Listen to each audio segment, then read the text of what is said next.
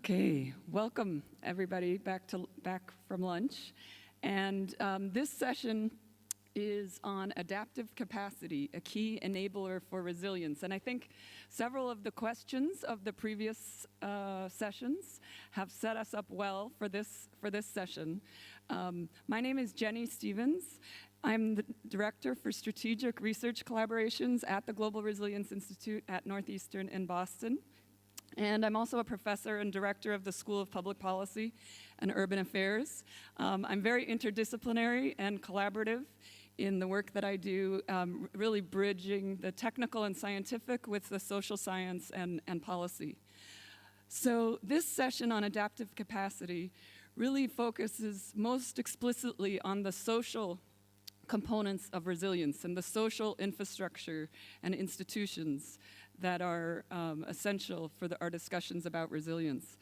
Recognizing that the technical and engineering approaches to strengthening resilience rely on the social, political, and the cultural context for effective deployment and implementation, this panel will really provide us an opportunity to explore these dimensions. We often think about resilience, and much of the discussion this morning was really on technological innovation. And in this session, we really want to focus on social innovations and thinking about community resilience and institutional components of what it means to be resilient. So when we think about adaptive capacity, what we're really talking about in this session is change and our capacity for change. So we actually want to challenge some of the conventional definitions of resilience, of bouncing back to a status quo, and really thinking about that bouncing forward to something different and the disruptive capacity. We also know that many of our systems actually are perpetuating inequities and vulnerabilities and disparities, which we haven't yet talked about a lot in our discussions this morning. So when we think also with climate change and the changes that are upon us, the scale and pace of change in the future is really the case that we need to be thinking about resilience in this lens of transformation. So I'm very happy to be moderating this panel. As I mentioned, I myself am very interdisciplinary, and I've really began my own career focused more on engineering and natural science, and have evolved to be now thinking much more about social and political dimensions of how society is moving forward with the challenges that we have. So focusing particularly on climate change and energy. But one of the things that we want to focus on in this session is governance and thinking about who decides, who benefits, who's included, who's excluded from our decision making, and also really thinking about the vulnerable people and communities and individuals, and thinking about inequities and disparities as well. So we have a great panel, and we are going to start it off with the keynote presentation by Dr. Alexander Augustine.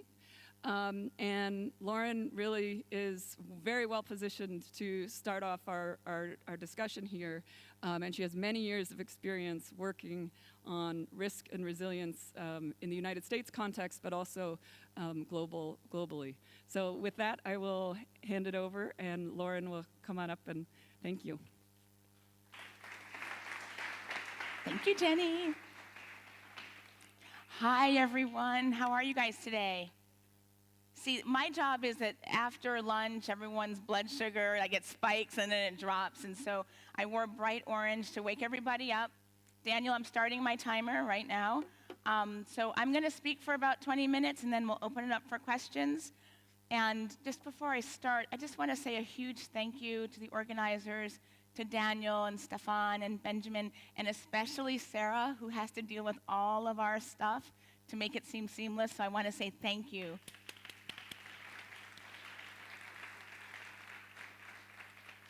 So our job here today is so earlier today we've heard about the technology, the numbers, the research, and we're trying to go to enabling. So how do we get from talking about resilience up here to seeing it change, to moving it forward. And so that's what this panel is about. And so I'm going to tell you a story, and it's like a story in 3 acts. So the first act is about just an introduction of like, what are we talking about? What kind of organization do I work in, and what's the context for the acts 2 and 3? Act 2 is we tried this. We do the research at the National Academy of Sciences. We take all the ivory tower stuff, and then we put it into action, and we tested it. So I'm going to talk about this proof of concept in a program that I ran called Resilient America. And then we'll end with what this means for adapting capacity and moving forward for enabling resilience. Okay? Everyone good? All right, I'm going to let you know when we go through the things so you can wake back up at the end. Okay, so let's get started. So introducing resilience. When we think of in the United States, when we think of resilience, the first place people think about is New Orleans. Katrina came in, 5 years later, Deepwater Horizon came in, etc. And Hurricane Katrina just did a massive amount of damage. Normally in the United States, we don't really lose people's lives in hurricanes. And this was the big asterisk, over 1,000 people dead. And so after that, resilience started really coming into the public vernacular. And it's usually the first place people think about. But then came Sandy in New Jersey, and then came Harvey in Houston, and then comes these little storms along the way. You probably didn't hear about Ellicott City, but about 2 years of rain fell in about 2 hours in Ellicott City. And this is happening in Baton Rouge and Columbia, South Carolina. So we're seeing this extreme weather, kind of getting to Jenny's earlier point about climate change. And what does that mean for the resilience discussion? What it means, in a nutshell, is that the risks and the impacts are evolving. And I would even go as far as to say is that the risks and the impacts are being concentrated. People are moving into cities. People are moving onto the coasts. Everyone likes a water view until the water comes into your house, right? People are living longer. So now we have older people, people with mobility issues. People are moving around. So now we have people who may not speak the native language as their first tongue. And all of these things, all of these trends start to converge, and we start to see concentrated risk. So I work at the National Academy of Sciences, Engineering, and Medicine. We now call ourselves the National Academies, but stick around because we change our name all the time. So it might be something different when we come back the next time. But we are not part of the federal government. We are a private, nonprofit organization, and we advise the government. In fact, we advise anyone who has a sticky, thorny question that has a scientific underpinning. So they'll come to us and they'll say, who gets the water, the farmers or the fish? And we sort that out and we provide answers. So that's the context of the place where I work. And our core belief is that we use science to bring benefit to society. Clear? All right, see, it's not that hard. Okay, so does anyone here want to be resilient? Show of hands. See, everyone wants to be resilient. Everyone's like, yeah, I want to be resilient. And then you said, anyone know how to be resilient? Everyone's like, ooh, it's harder. No one knows exactly what that means. In 2012, the National Academies issued this report called Disaster Resilience, a National Imperative. And this was intended to serve the domestic audiences of the United States about these building natural disasters and what we could do to get through them better on the other side. That was it. And we came up with a definition that maybe we've seen today and maybe we haven't. We've seen quite a few, but the definition, in my view, doesn't really matter that much. So then the report came out in 2012 and 2014. Fraunhofer invited me to come to the Berlin Summit. So some of you I met there, and that's when I was talking about this report. What also came out of this report was this new program, the Resilient America program. And there was like a ton of excitement around this resilience study, and people came to us and said, hey, can you help us implement it? And I was like, no. You see, we don't implement, we advise. But I was wrong because my boss said, well, you implement. So we started this program. The report basically said 4 things to build resilience. You have to understand your risk in order to manage it. You have to work together, that even in the United States, this is not only a FEMA problem, it is a community problem, so you need partnerships. You need some way to track your progress. And we thought in this report it was about measurement. I still think it might be about measurement, but that's tricky, and we'll come back to that.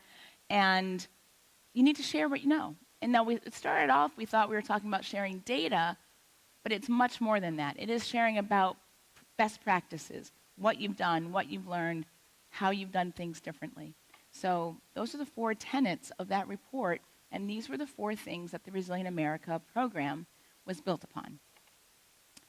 Which brings me to this last one. So we had a report, we got a new program that brought science to society, and then since we're scientists, we have an open mind to this process of discovery, right? And we also found that society was benefiting the science itself. So there was this closed loop, which was extremely edifying.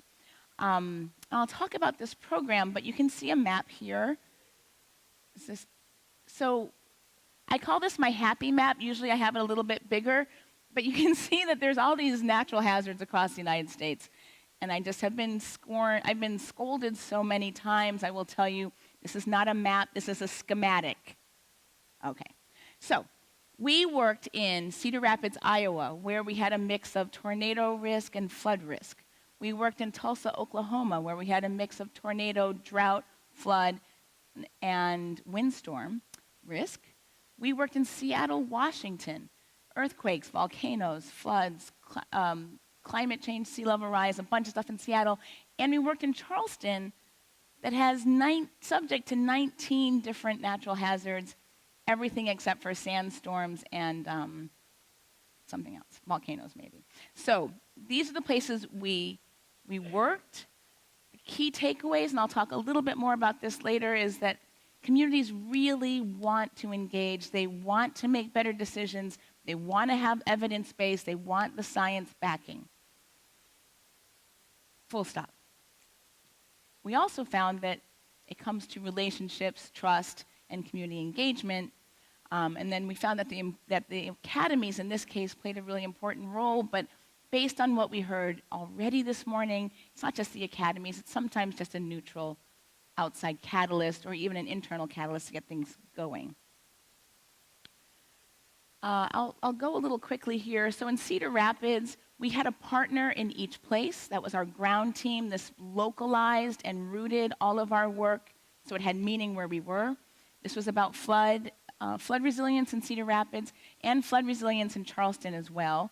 In Charleston, you can get wet lots of ways: saltwater intrusion, sea level rise, rain, river flooding, all kinds of ways to get wet. And the Charlestonians were just like, listen, we just don't want to get wet. We don't care if it's water, salt, fresh, we didn't care. I thought that was just an interesting point, that we as scientists will parse out these things, right? But in the end, you just don't want water in your house. In Seattle, in Tulsa, I will be very quick here, but the point I want to really make is that Seattle, we worked with their Puget Sound Regional Council, and what they wanted to do is they wanted to introduce resilience into their 2040 planning. So here was a policy outcome. And in Tulsa, we thought we were going to talk about natural hazards, and it turned out the city of Tulsa, who was our partner, was like, we can't talk about that until we talk about the economics of this place. So we did an economic analysis on their economic resilience, not natural hazards. So here I'm getting to the point that these local communities knew far more about their communities than we did as outsiders, number one. And number two, we had the flexibility in this particular program to not have a cookie-cutter approach, right? So this was very bottom-up, very tailored. So what we learned, for those of you who's ever seen David Letterman, this is a really bad spin on his. So the top 5, drum roll. The fifth big takeaway from these 5 years and these 4 communities was that there is no single definition of resilience. People kind of know it when they see it, but you can't force this on a community because they need to contextualize it in the way they have to contextualize it. In Charleston, South Carolina, every time we said resilience, they heard climate change, and it upset them. So they called it nuisance flooding. Worked for me. I'm a hydrologist. I was like, that works. But no single definition of resilience. This is the big one. You can't do this alone, and no single entity can do it either. It involves the whole community and diverse local stakeholders, especially local government. Again, the process for building resilience, it might be more important than the product, right? Just the process of getting people in the room. The process of getting us in a room might be more valuable than the write-up of this meeting. And the same thing happens at the community scale. Resilience is place-based. So you have to be resilient to something somewhere. And that was kind of the beauty that we backed into by accident in our four-city place, is that we were already talking about a place, but you have to kind of draw boundaries, not because it's fun or because it makes it easier, but because there are jurisdictions around that for decision-making. So keep that in mind, because I'm going to come back to that as well. And then the number one takeaway was there is an appetite for this. So if we can figure out how to do this through the Global Research Network, there will be uptake. This is our takeaway, not just from the four cities where we worked intensively, but from the dozens that we engaged across these last 5 years.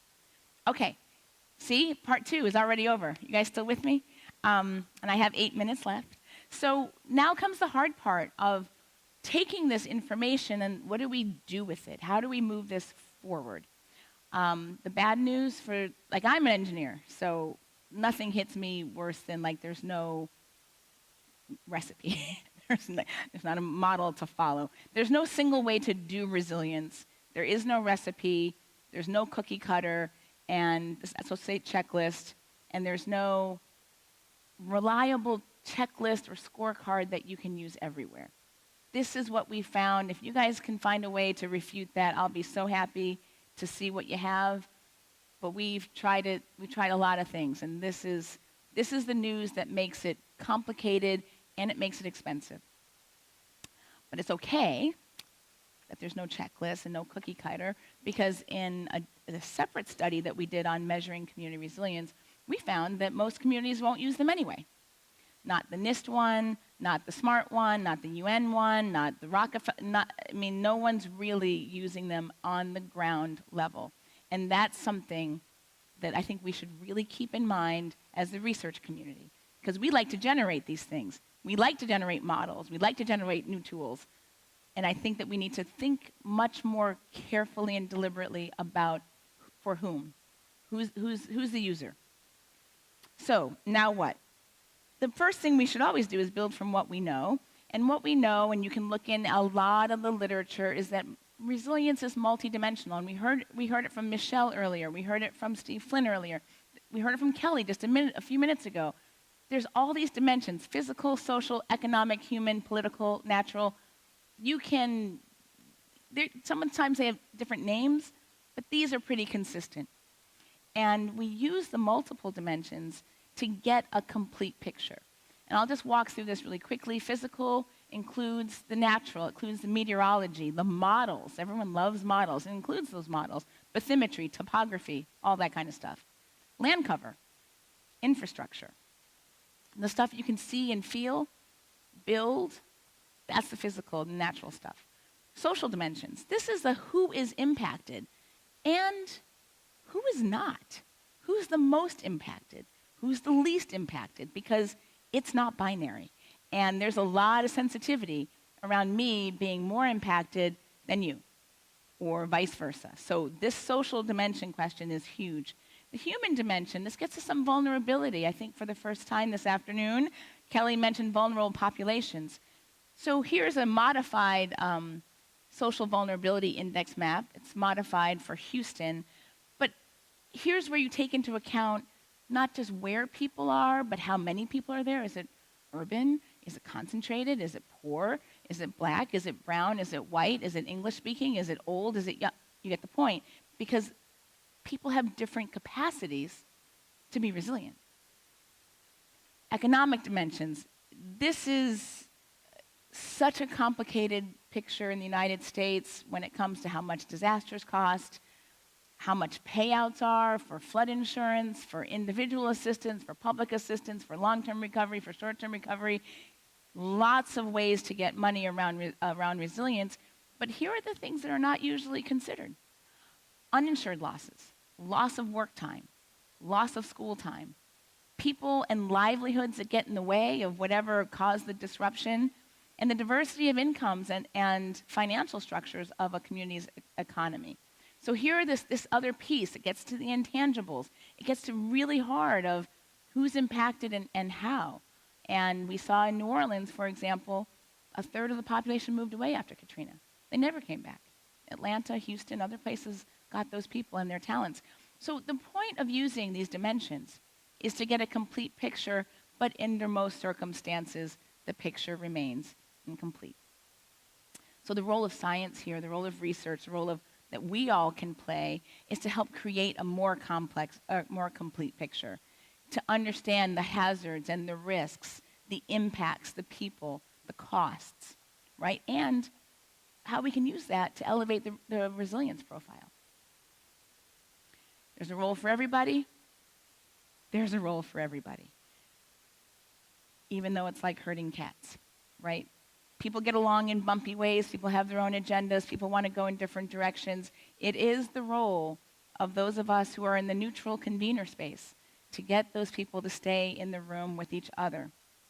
So that was the Resilient America program.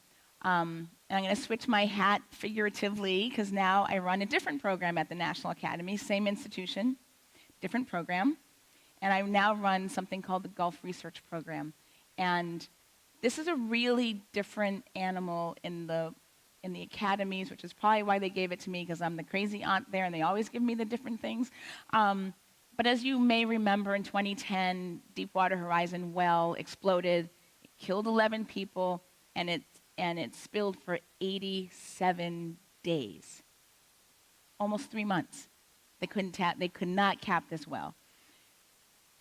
BP and Transocean, yes, they were fined heavily. They were also sued. They had civil suits and they had criminal suits. In the criminal suit, there was a settlement, and the National Academies got $500 million of that settlement. And we have this beautifully broad mandate that we have to spend $500 million plus interest before 2043. And for the benefit and the enhancement of using science and engineering to enhance understanding of oil safety, environmental protection, and human health and resilience. So it's almost a tabula rasa.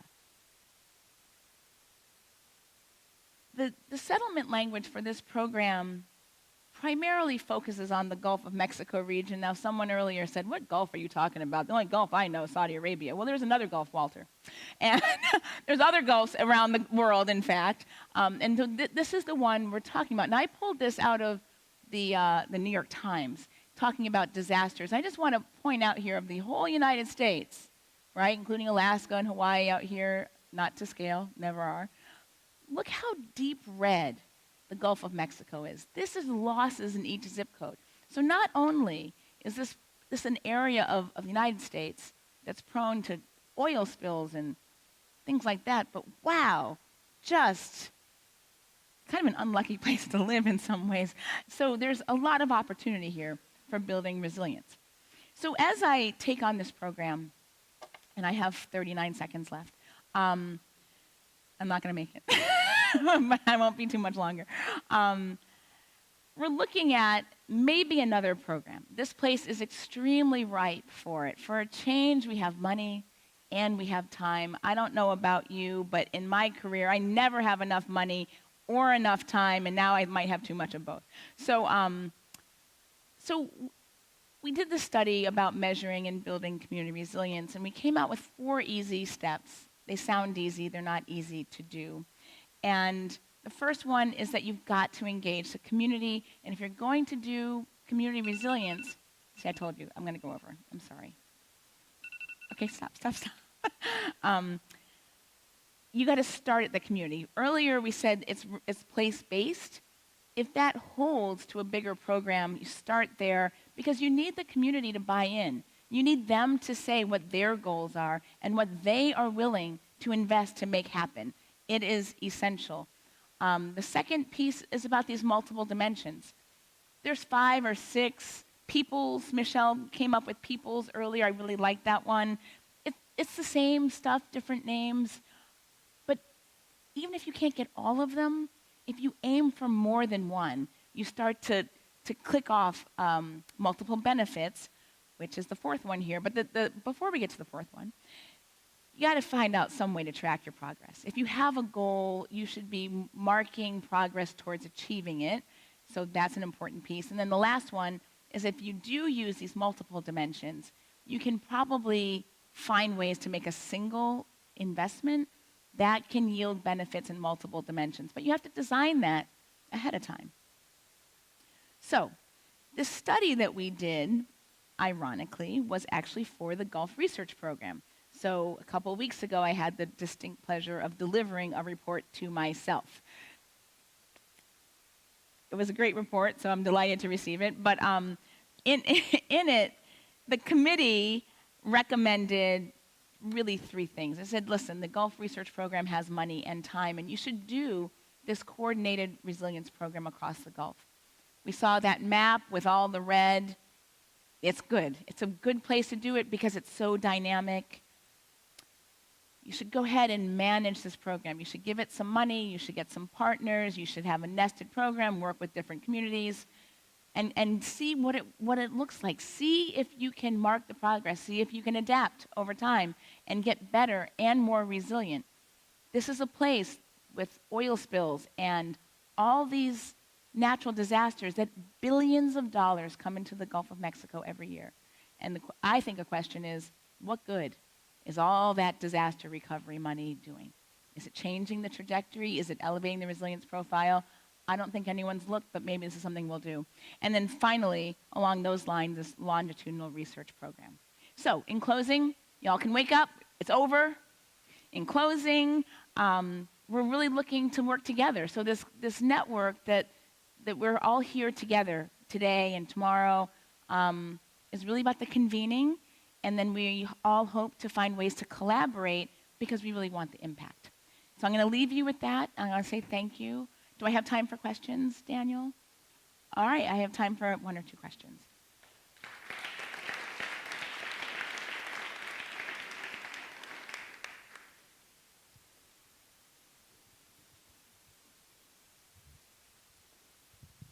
Hi, thank you. I just wanted to ask you to elaborate a little bit more on the place-based concept, just because when you first started to describe that, my original thought was, yes, it's important to engage communities, but does that inherently mean that we need to start from scratch every time we're going into a community that would need to implement these resilient practices? Oh, I am so against starting from scratch. Like, there is so much already out there that I don't think that you would have to start from scratch. Even if you were to start in a place that no one has worked before, right? At least in the United States. So I know the U.S. context much better than any other country, obviously. But in the U.S. context, if you are in the National Flood Insurance Program, if you've ever applied for a pre-disaster mitigation grant, if you've ever applied for a recovery, if you've ever asked the federal government for money related to an issue, you can start with that, right? I mean, when you talk about the social dimensions, often health comes in. CDC, public health departments, they have an enormous amount of information. What we found in that measure study was that they're measuring stuff all the time. Poverty, truancy, education, they're measuring the stuff all the time. What they're not doing is calling that resilience. So I think it goes back to what the goals of the place are, or wherever you are. Whatever that jurisdiction where you're working is, what are the goals? What are some of the pieces of information you would need to achieve those goals? And you can start from there, because there's already a ton out there. So no, I don't think you need to start from scratch, but I do think that the first thing you have to start with is a really clear set of goals for the audience you're trying to serve. If you get who you're trying to serve, or who the user are, or who's the audience, or who's the owner, client, whatever word you want to use, you get that and you figure out what the goals are, that's where you start. So, Lauren, a good advice among friends, as far as I've understood, you have to spend $500 million now. Here's a room full of people who can help you on how to spend this money most sensefully. Yes. Well, listen, it's not just 500, it's also 500 plus interest for you not listening. All right, thank you. With that, I'm going to pass over to Jenny.